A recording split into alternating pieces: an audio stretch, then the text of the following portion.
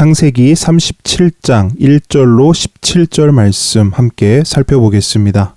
오늘 본문은 요셉을 편애하는 야곱과 자신의 꿈을 자랑하는 요셉에 대해 말씀합니다. 1절로 2절입니다. 시간이 흘러 요셉의 나이가 17세가 되었습니다. 17세의 나이는 형들과 함께 양을 칠 정도로 충분히 자란 청소년의 나이이며 형들의 잘잘못을 아버지에게 말할 수도 있는 사리 분별을 할 줄 아는 나이입니다. 3절로 4절입니다. 야곱은 요셉을 편애했습니다. 늦은 나이에 얻은 아들이며 자신이 그토록 사랑했던 라헬의 아들이었기 때문입니다. 그래서 야곱은 요셉을 위해 채색 옷을 지어 입혔습니다. 채색 옷이란 여러 색실로 짠 소매가 달린 긴 겉옷으로 왕족을 연상케 하는 그러한 옷입니다. 야곱의 이런 편애는 형제들의 큰 반감을 샀으며 그들은 요셉과 말 섞는 것조차 싫어했습니다. 결국 야곱의 편애는 형제와 가족을 파괴시킨 도화선이 되고 맙니다. 5절로 11절입니다. 어느 날 요셉은 꿈을 꾸었습니다. 형들의 심기를 불편하게 할 꿈의 내용이었지만 요셉은 굳이 그 꿈의 내용을 형들에게 자랑합니다.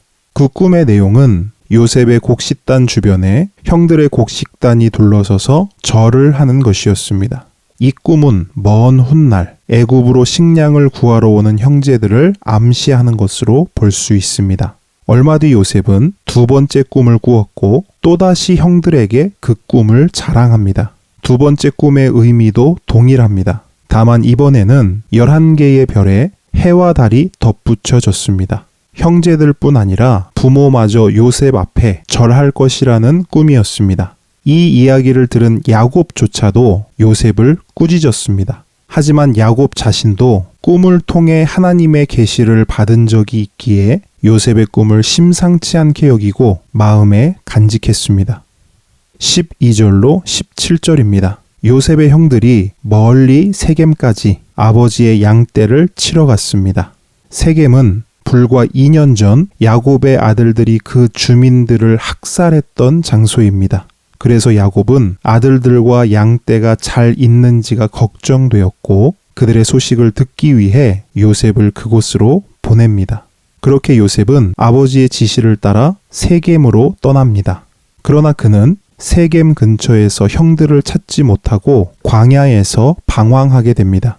그러다가 한 사람을 만나게 되는데 마침 그는 형들이 어디로 갔는지를 잘 알고 있었습니다. 그의 말에 의하면 형들은 세겜으로부터 북쪽으로 약 22km 떨어진 도단에 머물고 있었습니다. 이 장면은 하나님의 섭리가 요셉 이야기의 초점이라는 사실을 암시하고 있으며 유대인 전승을 보면 요셉이 만난 이 사람이 하나님의 사자, 즉 천사였다고 말하기도 합니다. 오늘의 묵상 질문입니다. 하나님의 구원 역사에 우연이란 없습니다.